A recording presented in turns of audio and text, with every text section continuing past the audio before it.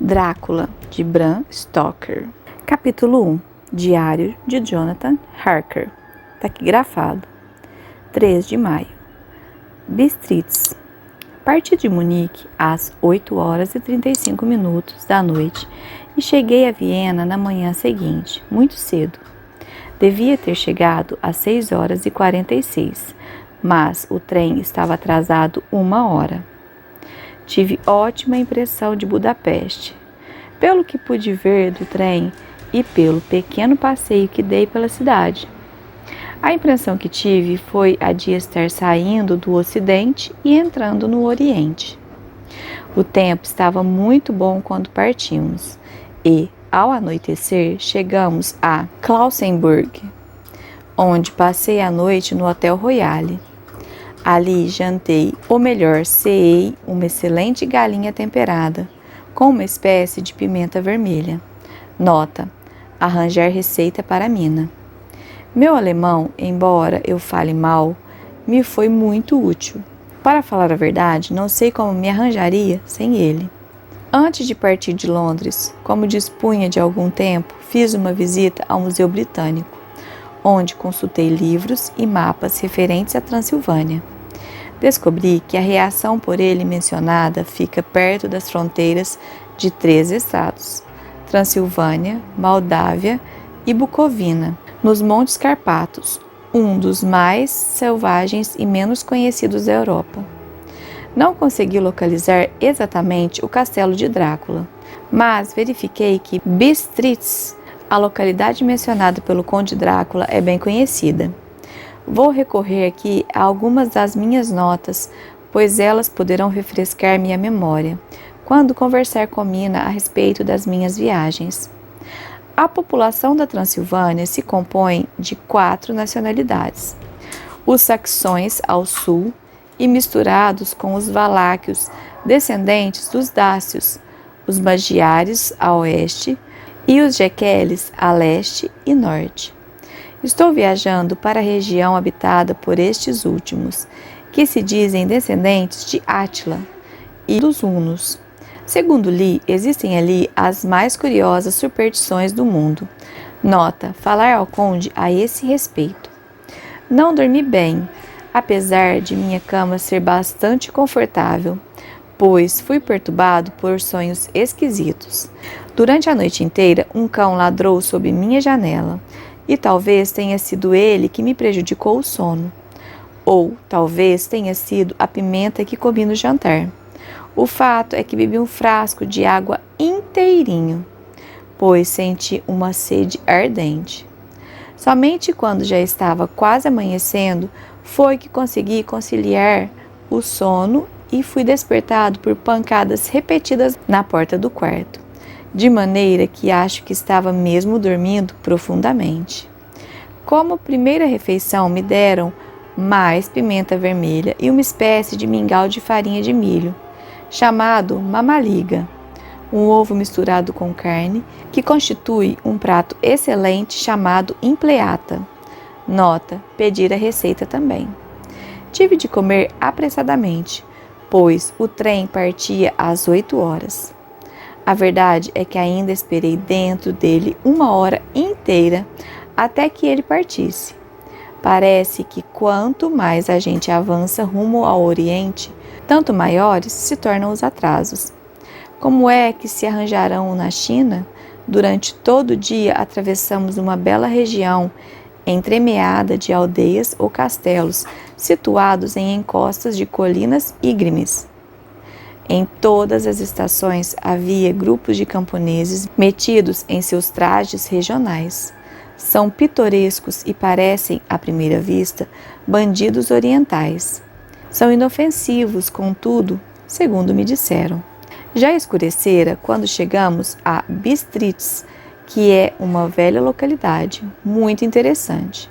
Situada praticamente na fronteira com a Bucovina, tem tido uma existência tempestuosa e mostra os sinais disso.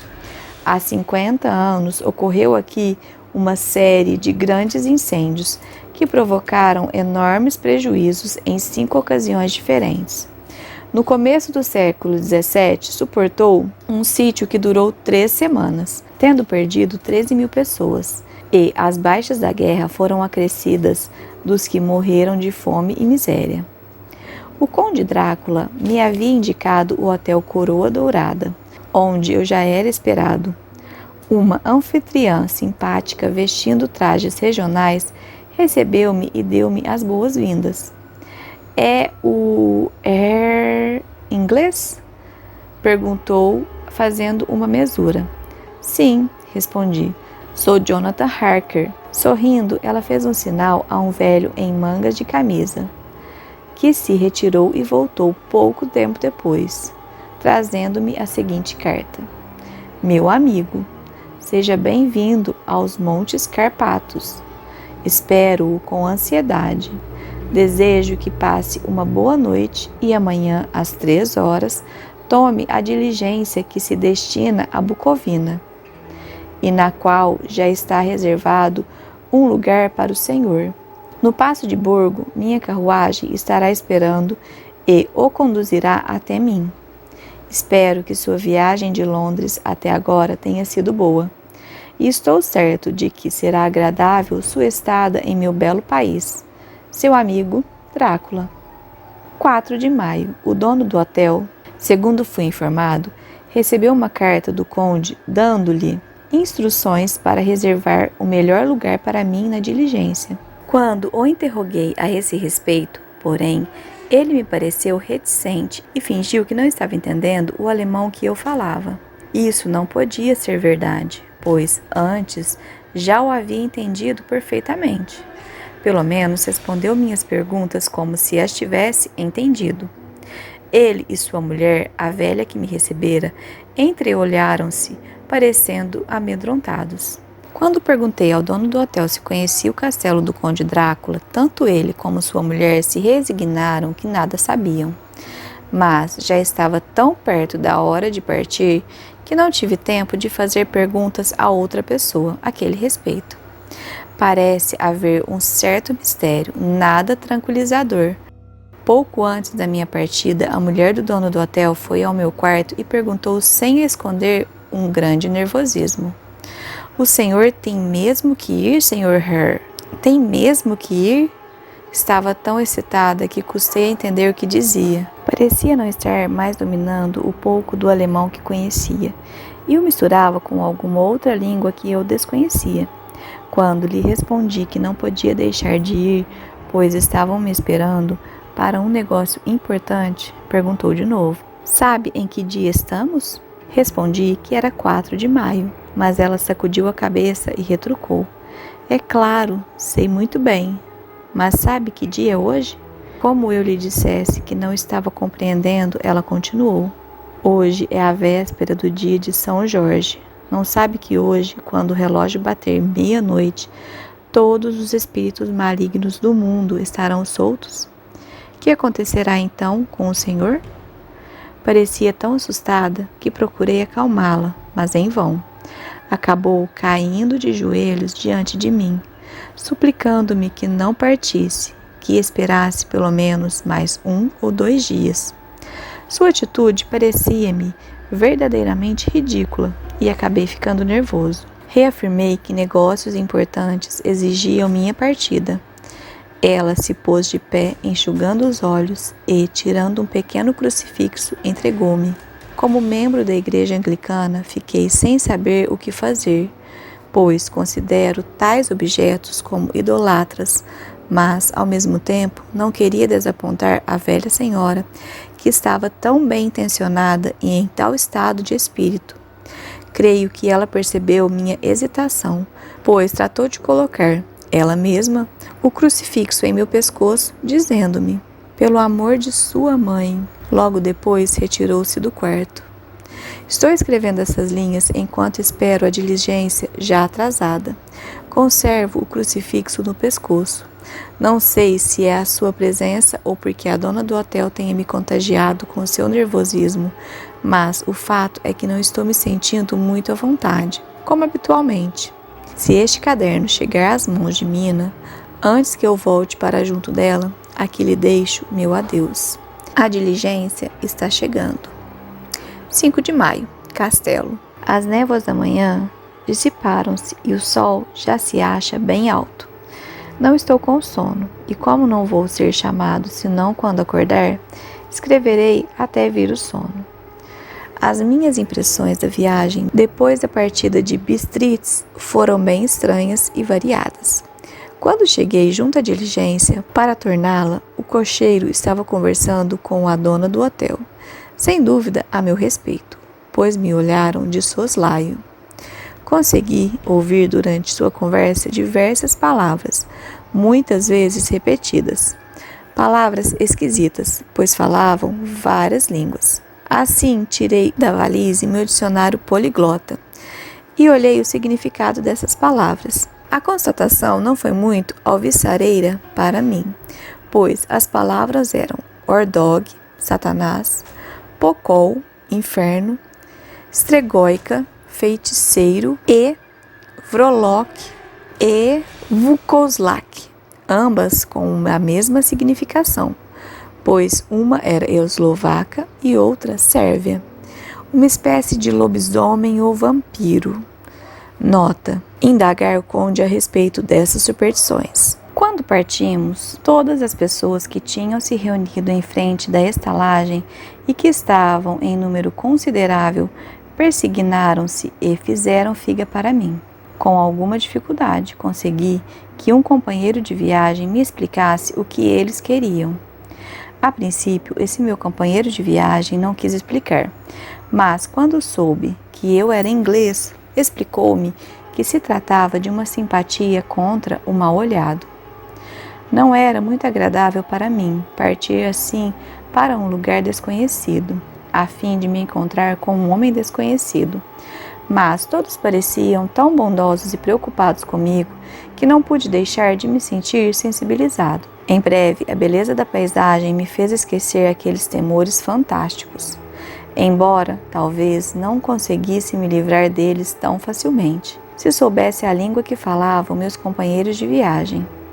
Diante de nós estendiam-se encostas verdejantes, margeadas por florestas e bosques, e, no alto das colinas, agitavam-se pomares ou casas residenciais de alguma fazenda. Apesar da estrada ser íngreme, a carruagem seguia com uma pressa que não podia compreender, mas era, evidentemente, que o cocheiro queria chegar o mais depressa possível a Borgo.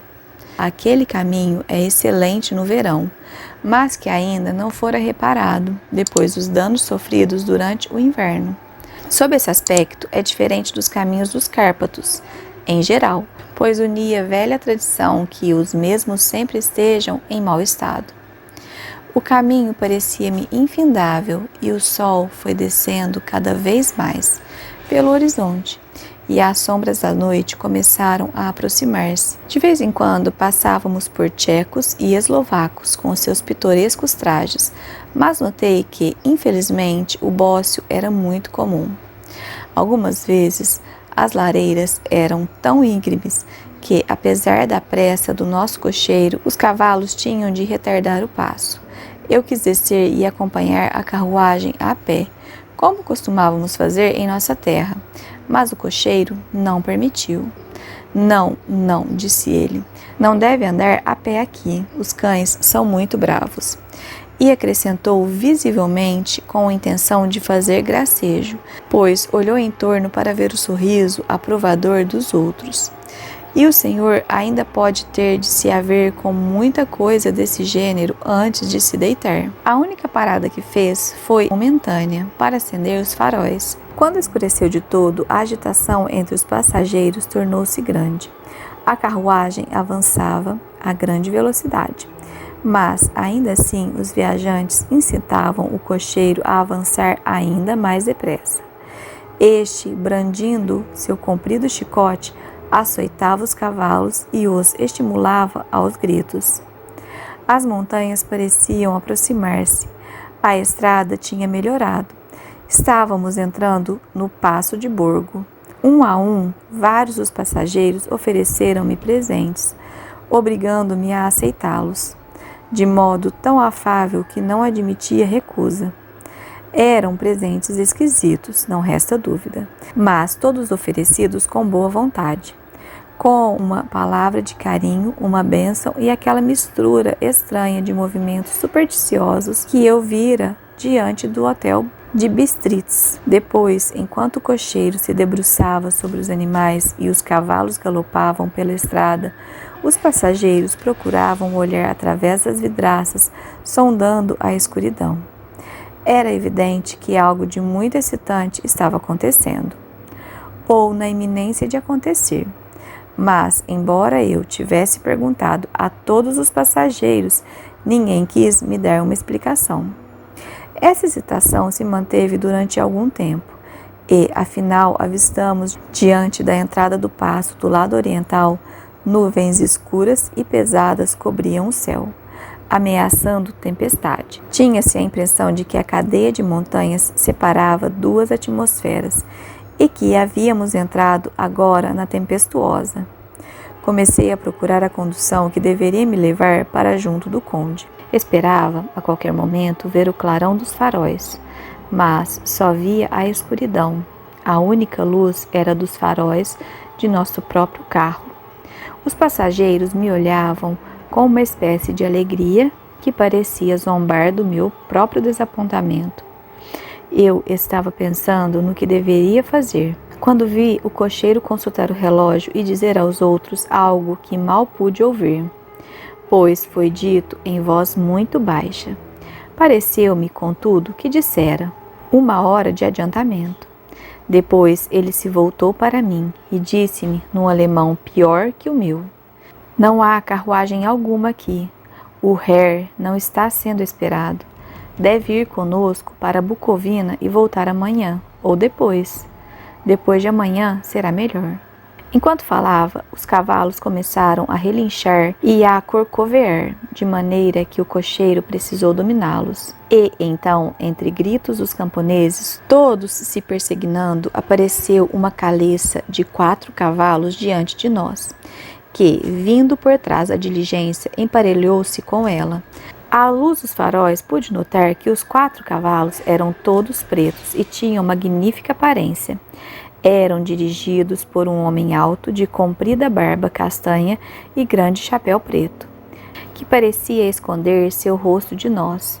Apenas pude notar o brilho de seus olhos muito vivos. Está adiantado esta noite, meu amigo, disse ele ao cocheiro. O homem gaguejou em resposta. O Herr inglês estava com muita pressa, ao que o estranho retrucou: talvez seja por isso que querias levá-lo para Bukovina. Não tentes iludir-me, meu amigo. Sei muita coisa e meus cavalos são velozes. Enquanto falava, sorria e a luz dos faróis iluminou-lhe a boca de contorno rude, com lábios muito vermelhos e dentes aguçados e brancos como marfim. Um de meus companheiros de viagem murmurou para o outro o verso de Lenore de Burger: pois a morte viaja depressa. O estranho, sem dúvida, ouviu aquelas palavras, pois olhou sorrindo. O viajante virou o rosto, persignando-se. Dê-me a bagagem do Herr, ordenou o estranho.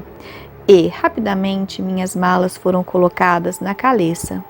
Desci do lado da diligência, ao longo do qual estava estacionada a caleça, e o cocheiro desta ajudou-me a subir, pegando-me pelo braço com um punho de aço. Sua força devia ser prodigiosa.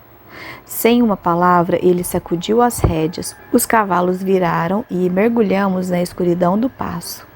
Olhando para trás, vi a diligência partir a caminho de Bukovina, vendo-a sumir nas trevas da noite. Correu-me pelo corpo um estranho arrepio de frio e dominou-me a sensação de isolamento. Mas senti o manto ser atirado sobre meus ombros, um xale sobre meus joelhos, e o cocheiro me disse, em excelente alemão: a noite está fria, mein Herr, e meu senhor, o conde, me incumbiu de tomar conta do senhor. Debaixo do assento há uma garrafa de Chilivotitz, aguardente de ameixa do país, se o senhor quiser. Não bebi. mas já era um consolo saber que tinha a bebida ali à mão. Sentia-me confuso e amedrontado. A carruagem avança com rapidez. Depois fez uma curva completa e entrou em outra estrada. Minha impressão é que o carro passava constantemente pelos mesmos lugares e, realmente prestando atenção numa saliência, vi que era isso que estava acontecendo. Não tive, porém, coragem de perguntar ao cocheiro o que significava aquilo. Não adiantaria meu protesto no caso dele estar mesmo atrasando a viagem deliberadamente. Tive curiosidade, contudo, de saber as horas e, com o fósforo aceso, consultei o relógio. Faltavam poucos minutos para meia-noite. Senti um certo choque, pois creio que a superstição a respeito da meia-noite, tão espalhada, aumentara com as minhas recentes experiências. Aguardei os acontecimentos numa expectativa desagradável. Depois ouvi um cão latir ao longe. Outros latidos foram respondendo até que, trazido pelo vento que agora soprava de leve sobre o passo, chegou aos meus ouvidos um urro selvagem, que parecia vir de muito longe, tão longe quanto a imaginação pode alcançar. Ouvindo o uivo, os cavalos começaram a ficar indóceis, mas o cocheiro lhes falou com voz calma e eles se aquietaram. Depois, muito longe, vindo das montanhas de ambos os lados, começou um uivo mais forte e mais agudo, que afetou da mesma maneira a mim e aos cavalos. Tive vontade de pular da caleça e sair correndo, e os cavalos se empinaram e relincharam, sendo preciso o cocheiro empregar toda a força para contê-los. Dentro de alguns minutos, contudo, meus ouvidos se acostumaram com aquele som e os cavalos ficaram tão calmos que o cocheiro pôde descer e se colocar diante deles, acariciando-os e falando-lhes no ouvido, como eu tinha ouvido dizer que os domadores de cavalos costumavam fazer. E com grande resultado, pois os animais se mantiveram inteiramente calmos, embora ainda tremessem. O cocheiro voltou para o seu lugar e tocou o carro a grande velocidade. Dessa vez, quando chegou à extremidade do passo, virou de súbito para um caminho que fazia uma curva apertada para a direita. Árvores margeavam o caminho e, de novo, grandes rochedos surgiram de ambos os lados. Apesar de estarmos abrigados, podíamos ouvir o sibilar do vento. O frio aumentava e a neve começou a cair em flocos muito finos. O vento ainda nos trazia o latido dos cães, embora cada vez mais fracos. O uivo dos lobos parecia, ao contrário, cada vez mais próximo. Tive receio de que os cavalos partilhassem meu medo. O cocheiro, contudo, parecia imperturbável.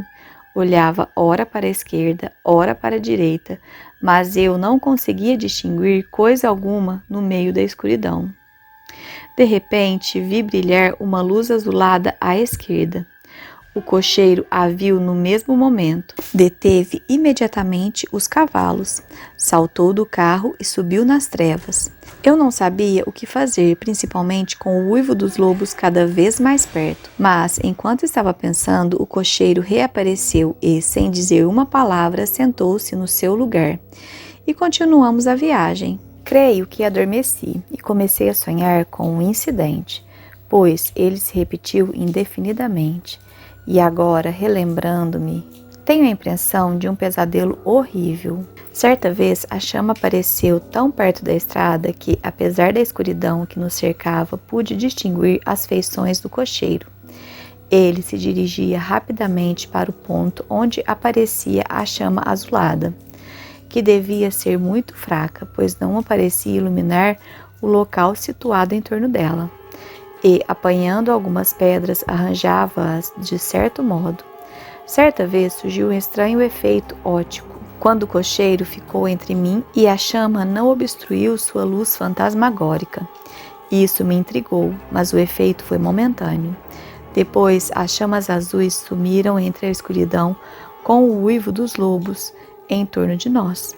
como se os animais os estivessem seguindo, num círculo envolvente. Houve uma ocasião em que o cocheiro avançou mais do que das outras vezes, e, durante sua ausência, os animais começaram a relinchar e pinotear, apavorados. Não compreendi o motivo disso, pois o uivo dos lobos cessara inteiramente. Justamente então, a lua, irrompendo entre as nuvens escuras, surgiu atrás de um rochedo e, à luz, vi um círculo de lobos com os dentes pontiagudos e as línguas pendentes. Senti-me paralisado pelo medo. Todos juntos, os lobos começaram a uivar, como se a lua tivesse algum efeito peculiar sobre eles. Os cavalos empinavam desesperados, mas o círculo vivo do terror os cercava por todos os lados, e eles tinham de ficar dentro dele. Gritei chamando o cocheiro, pois compreendi que a única solução seria tentar romper o círculo dos lobos.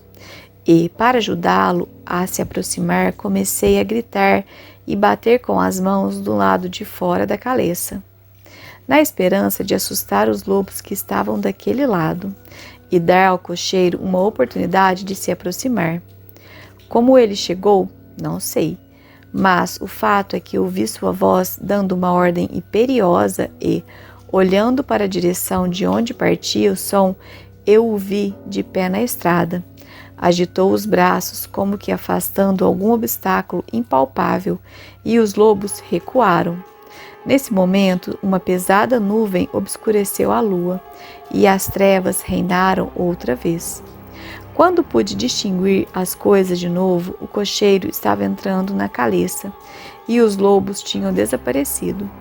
Era tão estranho que um pavor indizível me dominou e tive medo até de falar ou me mexer.